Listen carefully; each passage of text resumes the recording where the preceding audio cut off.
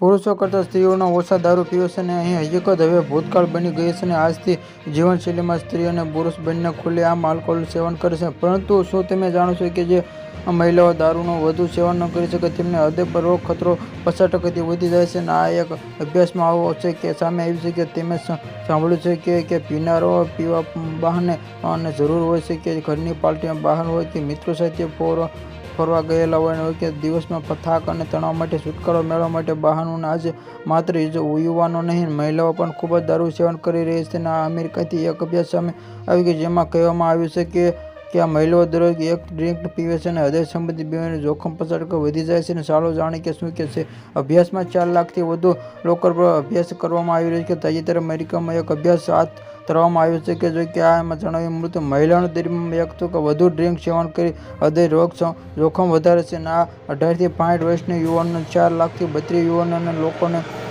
અને સ્થિત સંસ્થાઓના હૃદયને રાખવા માટે સંતુલિત માત્રામાં આલ્કોહોલ સેવન કરવું જોઈએ. અભ્યાસમાં જણાવ્યું આવ્યું છે કે આટલું જોખમ અભ્યાસ જાણવા મળતું માહિતી મળતી આ દરેકમાં વધુ ડ્રિંક પીવી અને હૃદયના રોગનું જોખમ 33 થી 51%. બીજી તરફ મહિલાઓમાં ક્યારેક વધારે અને 68% જેટલું વધારે હોય છે. સિવાયમાં ક્યારેય વધારે દારૂ પીનારા પુરુષોને સંબંધિત બીમારીઓનું જોખમ પણ 33% વધારે જોવા મળ્યું છે. જો આમ આવે તો આલ્કોહોલનું સેવન તમારા હૃદય પર સારી રીતે અસર પડી શકે છે. અને કેટલાક અભ્યાસો દર્શાવે વાઇન, શેમ્પેન અને સેવન હૃદયમાં ફાયદાકારક છે અને આ રીટેલું છે જે એન્ટીઓક્સિડન્ટ હોય છે. અભ્યાસમાં મુખ્ય લેખક ડોક્ટર જમાલમાં કહેવામાં કે ફાયદાકારક, પરંતુ હવે અભ્યાસમાં માનવી કે પડકારીને આ સ્વાસ્થ્યમાં સમસ્યા વધી છે અને બ્લડ પ્રેશરને નુકસાન પહોંચાડે છે. સૂત્રો મળતી માહિતી જ્યારે હૃદયના રોગચાળા જોખમમાં અભ્યાસ મળતી મુજબ બહારનું આવ્યું